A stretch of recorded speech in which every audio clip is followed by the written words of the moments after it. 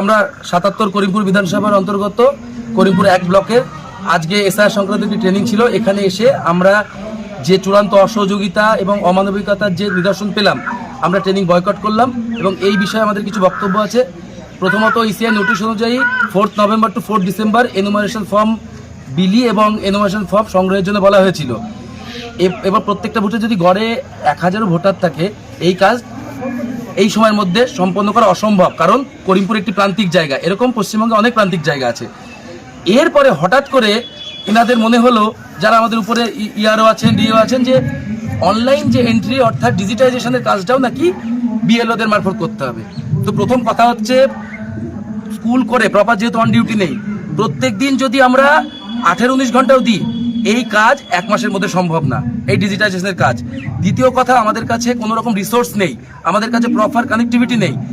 একটা ন্যাশনাল ইন্টারেস্টের কাজ যদি এইভাবে কোনো রকম প্রপার রিসোর্স ছাড়া আমাদেরকে করতে দেওয়া যায়, তাতে সামান্য ভুলচুক হলে একটা সাধারণ ভোটারের সমস্যা আসতে পারে। এতে সম্পূর্ণ দায়ভারটা বিএলওদের উপর যাবে। তাহলে এতে আমাদের কি হচ্ছে, নিজস্ব ব্যক্তিগত জীবনের আমাদের একটা রিস্ক থেকে যাচ্ছে এবং তার সাথে সাথে যে ন্যাশনাল ইন্টারেস্টে যে কাজ, একটা একজন ভোটারের তথ্য, সেটাও বিকৃতি হওয়ার সম্ভাবনা থাকছে। আর এছাড়াও প্রচুর মহিলা বিএলও আছেন, প্রপার অন ডিউটি সার্ভ না করে তাদেরকে রাত্রে কাজ করতে বাধ্য করা হচ্ছে। প্রতিটা জিনিসের চূড়ান্ত অসহযোগিতা, আর কোনো নির্দিষ্ট অর্ডার নেই ইসিআই অ্যাপ্রুভ যে কার কোনটা কাজ, বিএলওদের কি কাজ, এইআরও, ইআরও, সুপারভাইজার, কোনো নির্দিষ্ট কাজ নেই। মানে সম্পূর্ণ এসআইআর প্রক্রিয়াটাই মনে হচ্ছে বিএলওদের দায়বদ্ধতা। এই পদ্ধতিতে আমরা নিজেদের শারীরিক মানসিক বিভিন্ন সমস্যার সম্মুখীন হচ্ছি এবং এটাও মনে হচ্ছে যে এসআইআর প্রক্রিয়াটাই বিঘ্ন হবে। এভাবে হতে পারে না। তো আমরা এর সুরাহার জন্য আমরা এই করিমপুর 1-এর মাননীয় ব্লক ডেভেলপমেন্ট সাহেবের কাছে আমরা একটা অ্যাপ্লিকেশন দিচ্ছি। জানি না উনি কতদূর তৎপর হয়ে আমাদের সাহায্য করবেন, আশা করছি উনি কম্প্যাশনেটভাবে আমাদের বিষয়টা দেখবেন। তো এভাবে সম্ভব না, কাজটা একটা ছেলে খেলার পর্যায়ে চলে এসছে। তো আমরা এর প্রতিবাদ জানিয়ে সবাই মিলে ট্রেনিং বয়কট করছি।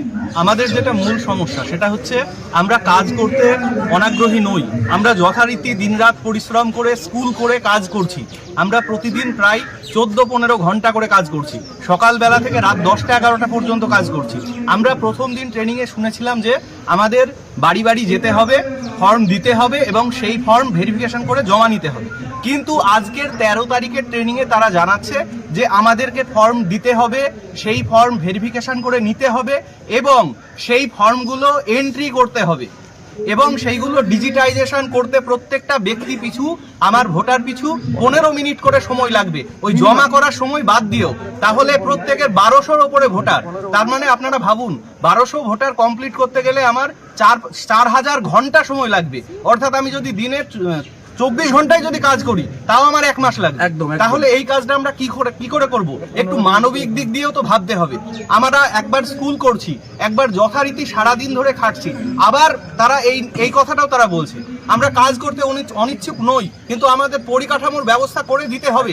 আমরা আর এই সময়ের মধ্যে কোনোভাবেই ডিজিটাইজেশন সম্ভব হবে না। ব্লক থেকে আমরা সেই রকম কোনো রকম সহযোগিতা পাচ্ছি না। আমরা এই আবেদনটাই বিডিও সাহেবের কাছে জানিয়েছিলাম, কিন্তু সেটি তিনি শুনলেন না। তাই আমরা লিখিত জমা দেব আজকে এবং তাকে আরো আমরা ভালোভাবে বলার চেষ্টা করব। আরেকটা জিনিস বলতে চাই, এই ক্ষেত্রে ইসিআই এর অ্যাপ্রুভড মেমো নাম্বার সমেত যে একটা নোটিশ হওয়ার প্রয়োজন, এরকম কোনো নোটিশ আমাদের সার্ভ করা হচ্ছে না। ওনাদের যেটা মনে হচ্ছে হোয়াটসঅ্যাপে ফরওয়ার্ড করে দিচ্ছেন। তো এভাবে আমরা তো বুঝতে পারছি না যে গাইডলাইনটা কি। আর এই ক্ষেত্রে সমস্যা হচ্ছে, যেহেতু এটা একটা পাবলিক ইন্টারেস্টের কাজ, প্রত্যেক মানুষের ভোটার লিস্টে নাম থাকবে কি থাকবে না এই প্রক্রিয়ার উপর নির্ভর করছে।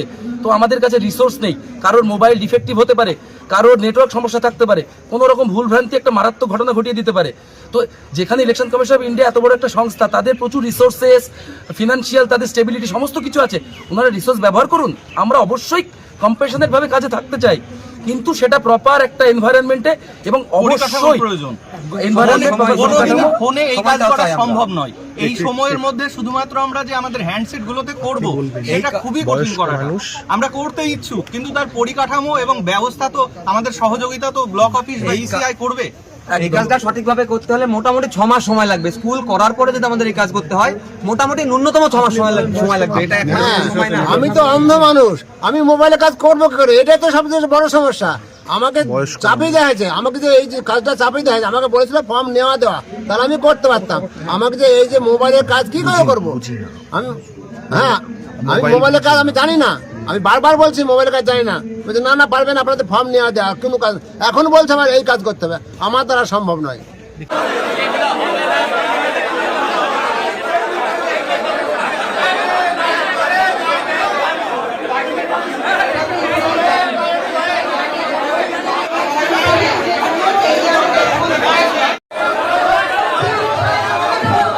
হবে না, এভাবে হবে না, হবে না, কাজ হবে না এভাবে, এভাবে কাজ সম্ভব না। আমরা মানুষ, আমরা মানুষ, আমরা মানুষ, আমরা মানুষ, পশু না, আমরা মানুষ, পশু না, আমরা মানুষ, আমরা পশু না, মানুষ আমরা।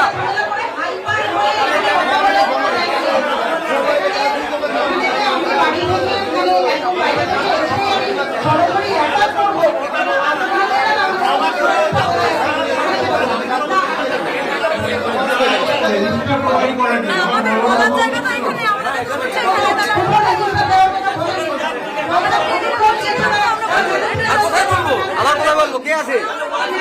না না, এভাবে কাজ হবে না, এভাবে কাজ হবে না, এই কাজ আমাদের না, এই কাজ আমাদের না।